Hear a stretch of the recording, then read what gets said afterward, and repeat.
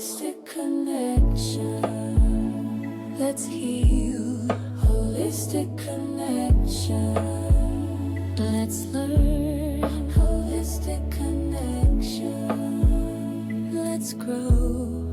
Holistic connection. Let's be real. Hello, everyone. This is Pamela Topchian, your host for Holistic Connections, Conversations with Holistic Practitioners. And my guest today is Zakiyah. And we actually know each other previously. We have been classmates a while back in an integrative healing arts program. So I will let you introduce yourself and share a little bit about what you do in the holistic healing space. Yeah, like Pamela said, I'm a holistic practitioner and I do tarot readings. I offer Ayurvedic nutrition consultations. And then I also do intuitive life coaching sessions as well. Nature therapy. If you're local, we go on nature walks and some other things in the works. But that's generally what I'm doing now. I make homemade, ethically sourced healing products. So, that'll be like salves and anything topical like that, or aromatherapy inhalers as well. And I make elixirs, cough syrups, things like that, because I became a certified herbalist as well.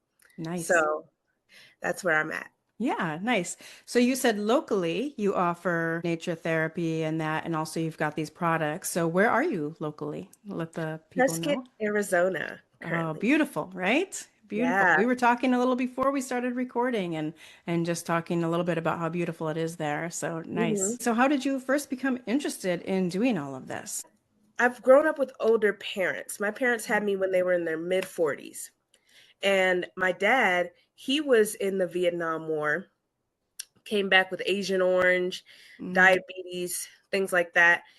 But he was raised on a farm in Virginia, and he had a lot of native life skills because his mother was Native American. Oh, cool. And so he knew how to live off the land and heal himself. So he was growing a lot of herbs, a lot of basil, a lot of lavender, a lot of hawthorn berry, elderberry, things like that to really battle what he was dealing with. Because, when he was going to the doctors, he was always getting prescribed a whole bunch of pills and things like that. And that wasn't really what he wanted. And I picked up the skills from him because I used to be out in the yard with him, and he would tell me all these stories about what works for your body, what doesn't work for your body. And then the spiritual aspect came in because I was raised in a church that was non-denominational. So I was taught to accept everybody where they are spiritually, mentally, emotionally, religiously, and understand that people have different perspectives of life, and that those two aspects of my life really helped me understand the idea of holistic healing in general. Yeah. Because you need a balance of mind, body, spirit, emotions, all of it ties together. Yeah, it's all connected for sure. And so I said, I want to be able to tap into that so then I can help people. Because you can be the healthiest person in the world, but then suddenly, because you're not mentally okay, you're not emotionally okay, or your spirit is not okay, your body can be fine, but you start to shut down because you're not taking care of one of the links. Right. So Yeah. that's where my passion came from, because watching my parents age and, learning what I was learning. And, even though I was a bit young learning all of these skills and I couldn't really apply it as I was getting older, I said, I can do that. So great that has been a part of your background. And then, having these memories and having things that come up that now you can really integrate it into your life and help other people with that too. So that's awesome. I love that. So what, out of everything that you have to offer, what do you get the most sort of misconceptions or misunderstandings or asked about that people don't understand? So a lot of people don't understand how Ayurvedic nutrition works. It's based off of your body constitution. How was your body makeup when you were born compared to where it is now? So there they're going to be doing blood tests Mm-hmm. in general to kind of understand how you can eat for your blood type, because that's the easiest way and the healthiest way to eat for your personal needs. And you go get a blood test, and then you bring it back to me, and we look at your blood levels and prakriti, which is the Sanskrit word for, from birth. That's where you can look at where you're supposed to be and then compare it to now. And then you kind of, that's how you create the balance. Nice. And of course, that would have to mean that you would have medical history that you can look back on too. So you would need that. Also, other questions I get are, what are doshas? Because that's what I mean when I say body constitution. Yeah. We have vata, which is one of the doshas for your body constitution. And it's also based on when you were born too, meaning the months and, the seasons. Because Interesting. as I said, we're all vibrationally connected to the earth.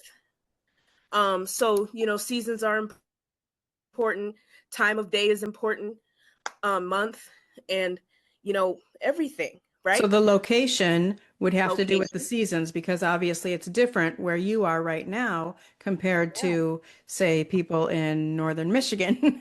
Yep, for So, sure. So all of that matters because your body changes no matter where you are. Because your body has to adapt to the environment. So, like I said, we have vata as one of the doshas. So that would be like late fall, early winter. And then we have pitta as well. So that's summer and early fall. And then we have kapha, which is also late winter, early spring. Like for me, I was born in July. So I'm going to be a pitta dosha, which would then mean that, naturally I run hot, like my skin might be naturally oily or something like that. And then, but what I should be consuming is more of a cooling diet. so it's all about balance, it sounds Right. like. So if you have more of one, then you need to have something else to balance it out. Yeah. Which, of course, as I said, when you're dealing with holistic health, balance is key. Whole balance. Right, right. And so my dosha would be balanced by sweets, bitters, and astringent tastes. Kind of really balance out that fire from the pitta dosha that you get. That those summer months, those hot seasons, should be balanced with more cooling beverages. With what you're putting in your body. Yeah.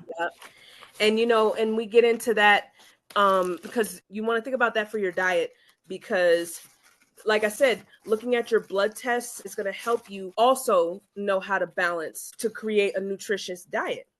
Yeah. Because when you go to a dietitian and they'll talk to you about body mass and things like that to get you on a workout plan and on a nutrition plan. They usually require you to have the same type of information, meet with your doctor, bring your test back, so then we can talk about what you need to work on.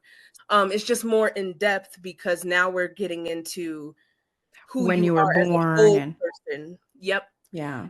From the beginning, not just working from right now and where you want to be. Yeah. That's the difference. And sort of coming back to wholeness. So I imagine having that herbalism certification really helps with that too. So you're talking about Ayurvedic nutrition coach. You also offer a consultation, which is then the coaching would be after that. So you first would have a consultation where you would answer all of this for people, and then the follow-up to that would be doing the nutrition coaching, the Ayurvedic nutrition coaching. Yeah. Oh, so when you're working with people, are you bringing everything to the table, or does someone come to you and say, I'm interested in your services for herbalism or your products?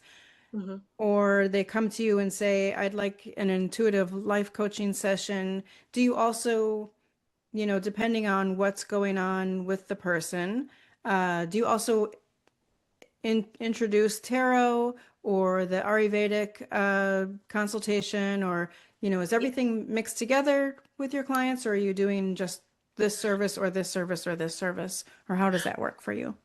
Well, usually I'll have my clients or people who message me on, like, say, for instance, social media, Mm-hmm. somebody has some questions, then I'll refer them to my website. And on my website, I have a survey type of thing on Yeah. there that says, I want this to be a part of it. Like I want a tarot reading alongside with my life coaching, Mhm. or if I want to do the Ayurvedic consultation, can you offer me some things that I could possibly eat now or something like that? So, Yeah. it's like a questionnaire. When I receive that, then I'll email them a intake form with information requested for their medical history and things like that. Hmm. That's when we'll do the actual Ayurvedic The consultation. consultation. Yeah.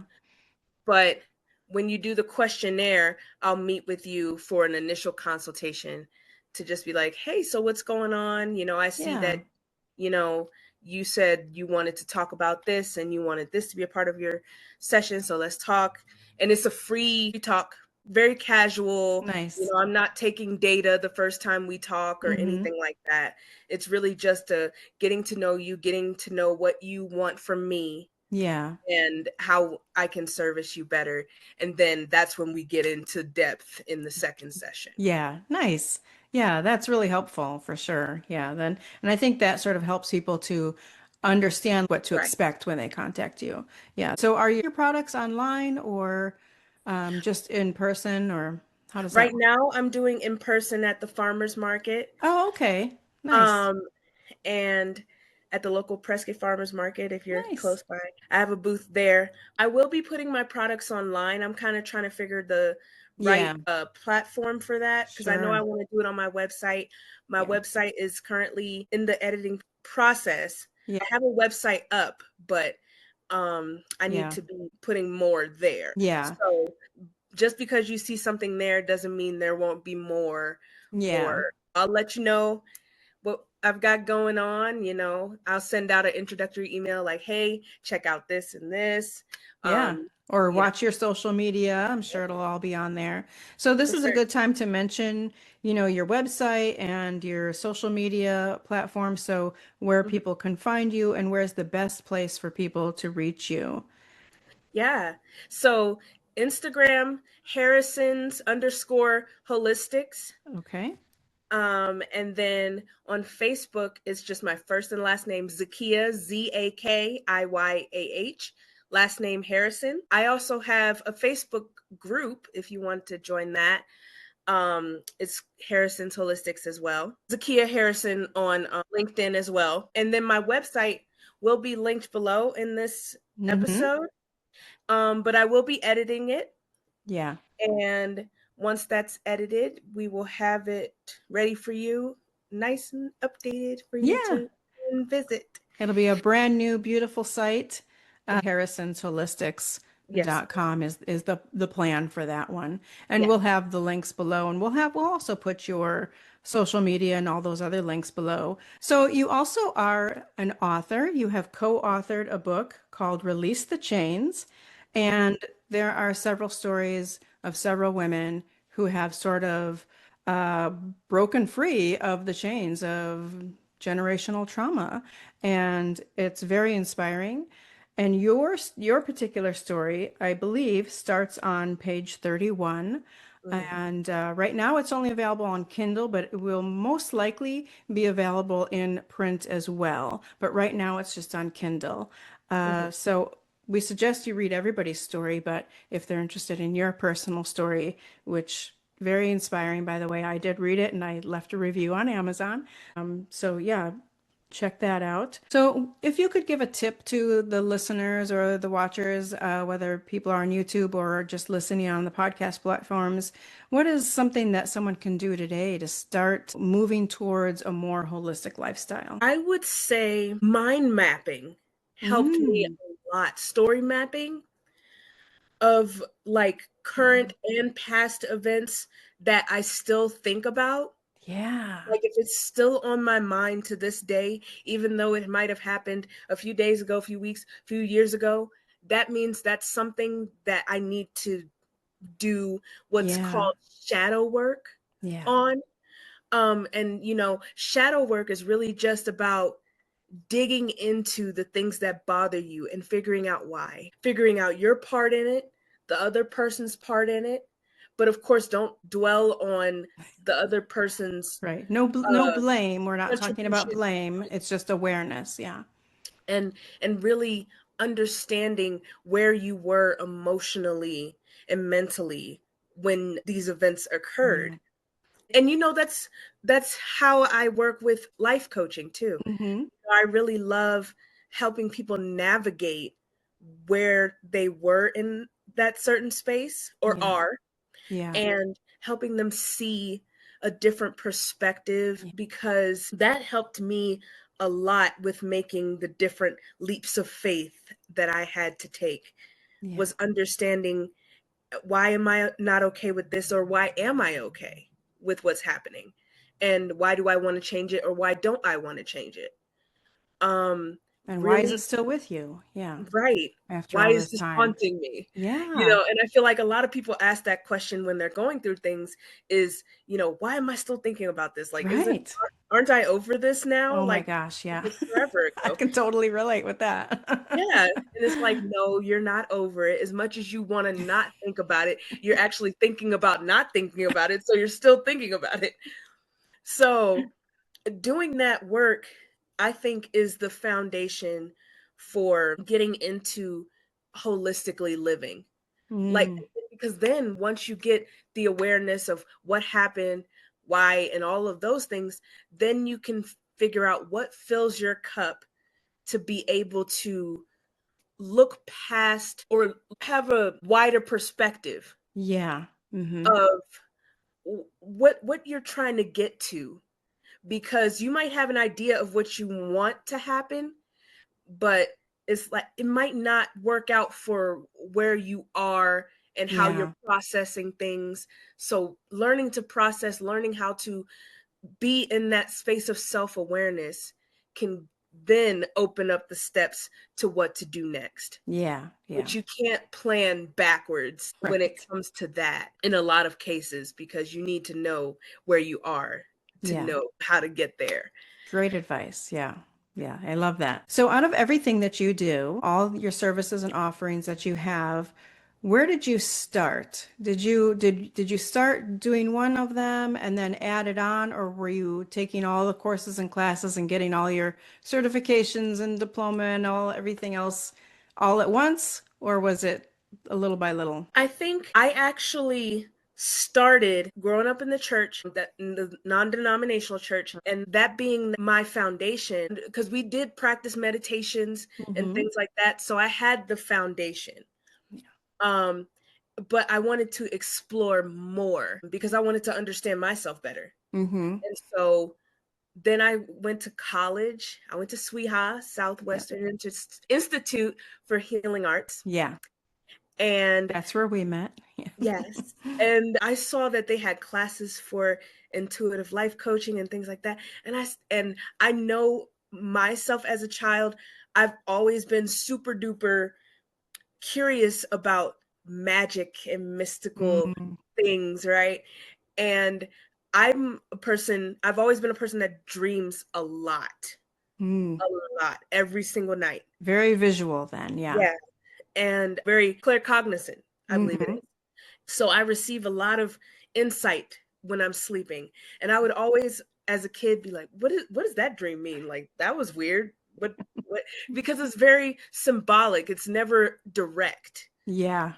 Um, and so that was a fun time putting puzzle pieces together to understand. And then that's how I got into research of learning dream meanings and Hmm. then that's the connection that I got to understand spirituality better, was that you can connect outside of just going to a physical place such as a church or anything like that, Yeah. or just having a book to read for the knowledge. Yeah. Then that's where my desire to tap in, as they say. I really wanted to understand, what was I experiencing when I go to sleep? What Yeah. is life anyway? That's where that question came from. I was like, because I would meet people who would say that they don't dream. And then I'm like, Mhm. you don't have like movies every Every day? night. Right. And so that's why I was like, okay, so we all have different perspectives on life, not just in the waking realm. When I heard the quote, art imitates life, Mm. and I'm watching all of these movies during Halloween time where there's all these witches and all these things happening, I said, okay, so I know this has to be like, all this information has to be coming from somewhere, spells and rituals, Yeah, it's and out there in the universe for a reason. Yeah. for sure. And I love that there's different avenues to connect Yeah. to a higher source. Whatever you believe in, Hmm. there's a way to do it. And I love that. And that's where it all started, was me Yeah. trying to understand what was happening in my subconscious. Yeah. And Sweha is the type of place that once you take a class or a course, you Mhm. want to keep going. It's such an experience that it's not just learning. It seems like, I've been there. I took two different courses, one long ago and then the one that we went through. And by courses, then there's a lot of classes within those courses. And you can take just a class and learn something and get certified, or you can take a course and that's over a year's time and taking a bunch of classes. So it's the type of place that once you learn something, it's like, oh, you're more curious and you want to learn more and you want to learn more. And yeah, Yeah. it's like if money and time were no object. Oh yeah. If that wasn't even a thing, I would have Right. still been. Live it, sweetheart, right? Yeah, because I think the difference between this institution and Hmm. other institutions is that you learn more about yourself. You're not just Yes. learning information, which makes it Yes. more engaging. Yes, and the students will work with each other for practice. So you really are going through, you're getting all these sessions of all these different modalities along with learning how to help others through it as well. So yeah, Mm, shout out to Sweha. We won't yeah. edit this out. We'll let Sweha get a little shout out. Yeah. Yeah. So is there anything else that you would like to share or make sure that people know before we end this today? My advice would be, don't be scared of tarot.